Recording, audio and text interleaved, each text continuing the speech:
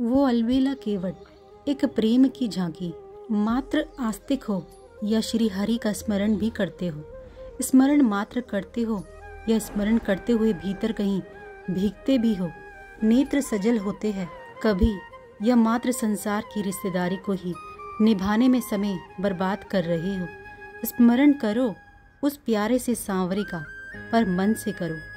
तुम्हारे भीतर सांसारिक प्यार के जितने रूप है ना, ईर्ष्या, मोह, खीज, उत्कंठा, प्रतीक्षा, मिलना और एकदम उसी में लय हो जाना, अरे इन्हीं को कभी गंभीरता से समझ लिए होते? क्या कभी इनकी गहराई में भी गए हो? अपने भीतर श्री राधा भाव को पा लेते तुम, अगर इन सब को भी समझ लेते तो। पर तुम जो भी करते हो आधा अधूरा ही करते हो। चाह तुम्हारी भले ही संसारी पुरुष या स्त्री की हो, पर उस एक में भी तुम पूरी तरह डूबे कहाँ? अगर डूब जाते तो अपने ही भीतर विराजे श्री राधा माधव को पा लेते। पर जब किसी के लिए तुम्हारा हृदय धड़का, तब तुम में कुछ कौतूहल जागा ही नहीं। ये स्त्री छूटी या ये पुरुष छूटा, तो फिर दूसरे पुरुष की तलाश में निकल गए या दूसरी स्त्री को खोजने लगे। पर तड़प स्त्री या पुरुष की नहीं थी, तड़प थी प्रेम की। एक प्रेम लीला जो तुम्हारे अंतःस्थल में चल ही रही है। आत्मा तड़प रही है परमात्मा से मिलने, परमात्मा तड़पता है आत्मा से रमण करने के लिए। इस मूल बात को नहीं समझे तुम, और अभी भी कहाँ समझ रहे हो? काश उस प्रेम लीला में अपने आप को झोंक दिया होता, उस प्रेम लीला में जो निरंतर चल रही है सनातन अनादि काल से। क्या अभी भी हिम्मत है उस प्रेम लीला में अपने अहम को विसर्जन करने की? पर दिक्कत ये रहेगी कि तुम नहीं रहोगे, फिर तुम मिट जाओगे। यही डर है ना तुम्हें? पर मंजिल तो यही है, कब तक डरे रहोगे? महर्षि सांडिल्य वज्रनाभ के माध्यम से हमें ही समझा रहे हैं। श्री धामा देख ना, तेरी बहन राधा जिद कर रही है कि मैं भी दधी बेचने सखियों के साथ जाऊंगी। अब इसे समझा, क्या ये वृषभान राजनंदिनी को शोभा देगा? मैं समझा समझा कर थक गई। श्री दामा, अब अपनी बहन को तू ही समझा। कीर्ति रानी अपने बड़े पुत्र श्री दामा से राधा रानी की शिकायत कर रही थी। दधी बेचने जाना गोप कन्या के लिए कोई अनुचित कार्य तो है नहीं। श्री दामा इतना बोलकर चल दिए थे नंदगांव की ओर। देखा, श्री दामा भैया भी मान गए। मैया, मेरा मन नहीं लगता यहाँ बैठे बैठे, सखियों के साथ जाऊंगी। क्या हुआ तो जिद ही कर बैठी थी आज ये कीर्ति किशोरी, मानी ही नहीं। अरे ये क्या हुआ? हमारी लाडली कैसे आज मुंह फुला कर बैठी है? वृषभान जी भी आ गए थे यमुना से और रूठी अपनी लाडली राधा को प्यार से पूछ रहे थे, मुझे सखियों के साथ दधी बेचने जाना है बाबा, बस इतनी बात। वृषभान जी प्रसन्न मुद्रा में बोले, पर लोग क्या कहेंगे कि बरसाने के अधिपति अब अपनी बेटी को दधी बेचने भेज रहे हैं। कीर्ति रानी ने कहा, गोप कन्या है राधा भी, अब गोप कन्या दधी बेचे तो इसमें गलत क्या? और वैसे भी इसकी सखियां तो जाती ही है, मन लग जाएगा अपनी राधा का। जाने दो, समाज के लोग और प्रसन्न होंगे कि देखो कितनी सरलता और सहजता है महल के लोगों में। सामान्य लोग और विशेष लोग, ये भेद हमारे बरसाने में कभी रहा नहीं। मैं सदैव इसका विरोधी रहा हूँ। वृषभान जी बड़ी दृढ़ता से बोल रहे थे। तो बाबा, मैं जाऊंगी ना कल से दधी बेचने? राधा रानी ने फिर पूछा। हाँ तुम जाओगी, जाना राधा। बस खुशी से उछल पड़ी थी श्री राधा रानी। नई मटकी मंगवाई थी आज कीर्ति रानी ने, मटकी में दधी भर दिया था। मटकी छोटी थी ताकि उठाने में कोमलांगी श्री राधा को कोई कष्ट न हो। जैसे माखन चुराना कृष्ण की बाल चपलता थी, नहीं तो जिसके यहाँ 9 लाख गौ हो वह भला क्यों माखन चुराने लगा? ऐसे ही जिनके बरसाने में रिद्धि सिद्धि वास कर रही हो वो दधी बेचने जाएगी, पर जा रही है आज ये। और कारण वही है, अपने सांवरे से मिलना, उसे देखना। बस सखियां भी आज सब प्रसन्न है। लाडली आज हमारे साथ दधी बेचने चलेंगी। पहले तो किसी को विश्वास न हुआ, पर ललिता ने समझाया, पगली, राजकिशोरी जैसा व्यवहार कभी हमारी श्री जी ने तुम्हारे साथ किया है क्या? ना जी, हम तो उनके साथ जब भी रहती है लगता है हमारी ही सखी है। कभी कभी गल भैया भी डाल देती है वो तो। ये कहते हुए सखी के भाव विभोर हो गई थी। अच्छा चल अब श्री जी के महल की ओर। सब सखियां सिर में दही की मटकी लेकर चल पड़ी। कितनी प्यारी लग रही है आज हमारी भानु दुलारी, छोटी सी कोमल, इतनी मानो छुई मुई, गौर वर्णी और बिजुली सी आभा। नीले रंग का लहंगा पहनी हुई है, नजर न लग जाए मेरी लाडली को। ए सखियों, मेरी राधा का ख्याल रखना, इसे कुछ होना नहीं चाहिए। कीर्ति रानी ने सब सखियों को समझाया। कुछ नहीं होगा, हम पलकों में रखेंगे इन्हें, आप चिंता न करो कीर्ति मैया, ललिता सखी ने समझाया। और चल पड़ी श्री राधा रानी को आगे करके सब सखियां दधी बेचने। अब बताओ कहाँ जाएंगे दधी बेचने? ललिता सखी ने पूछा। पूछना तो आवश्यक था, क्योंकि दधी बेचना ही उद्देश्य नहीं था। हे वज्रनाभ, इतना स्मरण रखना, यहाँ जो श्री राधा रानी कह रही है वो बड़ी गूढ़ बात है। महर्षि सांडिल्य ने सावधान किया। श्री राधा रानी कहती है, हे सखी, वहीं चलो जहाँ हमारे कृष्ण हो, क्योंकि इससे दोनों काज सज जाएंगे। दधी का बेचना भी हो जाएगा और कृष्ण भी मिल जाएंगे। वज्रनाभ सुनकर आनंदित हुए। आहा, हे गुरुदेव, कितनी गूढ़ और रहस्य की बात यहाँ श्री राधा रानी ने कही है। संसार के मनुष्य को ये बात समझनी चाहिए। ऐसा कार्य करे जिससे हमारा स्वार्थ और परमार्थ दोनों संध जाए। हाँ वज्रनाभ, महर्षि सांडिल्य अपने श्रोता की समझ से प्रसन्न हुए और कहने लगे, तो फिर नंदगांव ही चले, क्योंकि आपका सांवरा तो वहीं है। सखियों ने हंसते हुए कहा और सब सखियां नौका में बैठकर नंदगांव गईं। कोई दही लो, कोई दही लो, कोई तो दही लो। नंदगांव की गलियों में आवाज लगाती हुई सखियां चल रही है। आगे आगे मीठी बोली में श्री राधा रानी भी बोलती जा रही है। पर सखियों, लगता है नंदलाल यहाँ नहीं है। श्री राधा रानी उदास हो गई। तो कहाँ गए होंगे नंदलाल? ललिता सखी ने अपनी आंचल से हवा करते हुए पूछा। एकाएक उठी श्री राधा रानी, वृंदावन चलो। पर अब सांझ होने वाली है। ललिता ने सावधान किया, चलो ना, कुछ नहीं होता, आ जाएंगी जल्दी, उन्हें एक बार देखकर आ जाएंगी, चलो। श्री राधा रानी की बात कौन टालता। नौका में वापस बैठ गई सब और चल पड़ी वृंदावन की ओर। बस बस यही नौका को लगा दो और देखती है कि कन्हैया इधर उधर ही होंगे।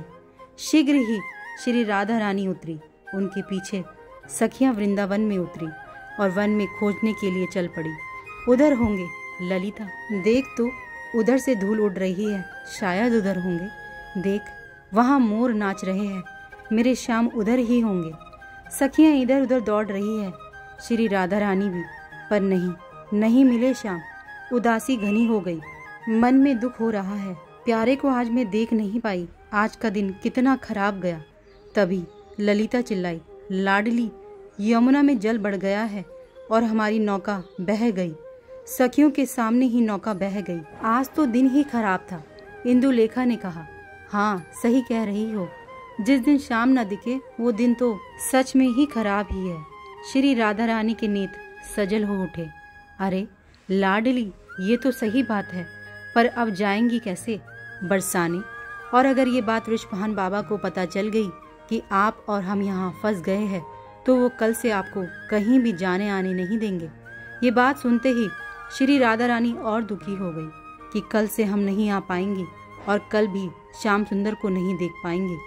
ललिते, कुछ कर, कोई नौका कहीं से आ रही हो या जा रही हो, उसे मोल हम ज्यादा देंगी, पर हमें ले जाए जल्दी, नहीं तो कल हम नहीं आ पाएंगी। श्री राधा रानी ललिता सखी से कहने लगी, देख रही हूँ शाम भी ढलने वाली है, मुझे ही डांट पड़ेगी कीर्ति मैया की। सब सखियां यमुना में कोई नौका वाला मिले यही देखने लगी थी। तभी ये जग नैया हमार, नैया में हम है और हम में किनार, बड़े प्यार से गाता हुआ, मस्ती में झूमता हुआ एक सुंदर सा किशोर, सिर में गमछा बांधे, हाथ में पतवार चलाते हुए नौका को लेकर चला आ रहा था। ओ केवट, केवट सुन! सारी सखियां चिल्ला पड़ी, पर ये किसी की सुन ही नहीं रहा, बस अपनी ही मस्ती में नौका चलाए जा रहा है। करे बिन पैसा पार, नैया में हम है और हम में संसार। गाने में ही इतना मस्त है कि उसे किसी की आवाज ही सुनाई नहीं दे रही। केवट, ओ केवट! इस आवाज को सुना उसने, क्योंकि ये आवाज श्री राधा रानी ने लगाई थी। हाँ, क्या हमें कह रही हो? जोर से चिल्लाया। हाँ, तुम ही से कह रही हैं। पहले इधर तो आओ। ये बात श्री राधा रानी ने कही थी। लो आ गए। 4 पतवार जोर से क्या मारी, नौका आ गई। हाँ अब कहो। पतवार को लेकर खड़ा हो गया। त्रिभंगी झांकी है इसकी, सांवरा है। अच्छा सुन केवट, हमें बरसाने जाना है, हमें पहुंचा दे।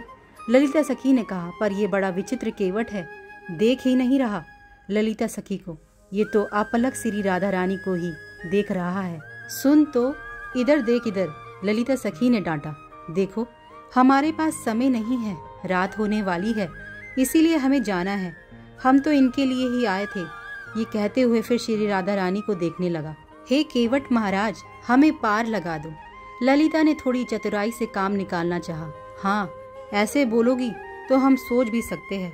केवट भाव खा रहा है, अब बातें ना बनाओ, हमको बैठा लो और पार ले चलो। ललिता ने प्रार्थना की मुद्रा ही अपनाई। केवट उछलता हुआ नौका से नीचे उतरा। बैठो, श्री राधा रानी को देखते हुए सखियों से बोला। सब सखियां जैसे ही चढ़ने लगी नौका में, रुको रुको रुको, जोर से चिल्लाया केवट। अब क्या हुआ, हमने क्या अपराध कर दिया? देखो मेरी नाव कितनी सुंदर और साफ है, और तुम लोगों के पैर कितने गंदे हैं। पहले धो लो फिर बैठो। ठीक है, हम यमुना में पैर धोकर ही बैठेंगे। सब सखियां धोने लगी अपने पैर को। ऐसे नहीं होगा, तुम्हारे धोने से नहीं होगा, मल मल के मैं ही धोऊंगा। केवट की जिद है। ये क्या बात हुई? सखियां बोली। बस मेरी बात माननी पड़ेगी, नहीं तो हम गए। केवट नाव में बैठने लगा। अच्छा अच्छा रुको, धो लो हमारे पैर, सखियों ने कहा। कठोता ले आया केवट और ऊपर से जल डालते हुए सखियों के पैर धो दिए। अब बैठ जाओ। चलो स्वामिनी जी, सखियों ने श्री राधा रानी से कहा। ना, इनके पांव भी तो धोऊंगा मैं। केवट ने श्री जी को देखा। श्री जी कुछ चौंकी। बैठ गया केवट और श्री जी के चरणों को मल मल के धोने लगा। अब मैं बैठूं नौका में? मधुर वाणी में फिर श्री जी बोली। कितनी मीठी बोलती है ये, पर आप स्वयं बैठेंगी तो मिट्टी फिर लग जाएगी और मेरी नाव फिर गंदी हो जाएगी। मैं आपको गोद में उठाकर ले जाता हूँ। केवट मुस्कुराया। नहीं, आपको ये कैसे छू सकता है श्री जी? सखियों ने मना किया। छूने दे। श्री राधा रानी आज ये क्या कह रही थी? देखा, तुम्हारी स्वामिनी तुमसे ज्यादा समझदार है। ये कहते हुए श्री राधा रानी को केवट ने अपनी गोद में उठा लिया और नौका में बिठा दिया। अब तो चलाओ नौका। सखियों ने फिर विनती की। श्री राधा रानी को देखते हुए नौका चलाने लगा था वो अलबेला केवट। देखो श्री जी, इसके मन में कपट भरा है। देखो कैसे आपकी ओर ही देखे जा रहा है। आप मत देखो इसकी ओर। ललिता सखी ने श्री राधा रानी से कहा। अब हमारी नौका नहीं चलेगी। केवट ने यमुना के बीच धार में रोक दिया नाव को। अरे अब क्या हुआ? सखियां परेशान हो गई थी केवट से। हमें भूख लगी है, तुम्हारी मटकियों में क्या है? और देखो, जब हमें भूख लगती है ना, तब हमसे कोई काम नहीं होता। पतवार छोड़ दिया ये कहते हुए। दे दो सारा दधी इसे सखी, इसी के भाग्य में था हमारा ये माखन, ये दधी। श्री राधा रानी ने सबको कहा। हाँ लाओ। और सारा दधी मक्खन देखते ही देखते खा गया वो केवट। सखी, अब हमें नींद आ रही है, क्योंकि हम जब कुछ खा लेते हैं ना, तब हमसे कुछ काम नहीं होता। अरे तू पागल है क्या? सखियां चिल्लाई। पर देखते ही देखते वो केवट तो गिरा श्री राधा रानी के चरणों में। पर जैसे ही गिरा तो उसकी फेंट दिख गई श्री राधा रानी को। अरे इसकी फेंट में क्या है? ललिता उठी और फेंट में से, अरे ये तो बांसुरी है, पर ये तो हमारे कृष्ण की बांसुरी है, ललिता सखी ने कहा। तब मुस्कुराते हुए श्री राधा के चरणों को छूते हुए कृष्ण उठ खड़े हुए। तो तुम हो केवट महाराज? सखियों ने बांसुरी से ही पिटाई करनी शुरू कर दी। पागल हो क्या? बांसुरी टूट जाएगी, कन्हैया चिल्लाए। और सामने देखा तो श्री जी खड़ी मुस्कुरा रही थी। आगे बढ़े और अपनी बाहों का हार अपनी अलादिनी के गले में डाल दिया। सारी सखियां आनंदित हो उठी थी। बरसाना कब आ गया किसी को पता भी ना चला था। हे वज्रनाभ, ये है अद्भुत प्रेम की लीला। ये अनादि काल से ब्रह्म और अलादिनी में चल ही रही है और चलती रहेगी। ये प्रेम लीला है, यही है जो सत्य है, बाकी सब झूठ है। प्रेम सत्य है, प्रेम ही सत्य है। महर्षि बार बार बोल रहे थे। रे प्रेम सुन चुके हैं तेरी अखत कहानी। जय श्री राधा, जय श्री हरिवंश।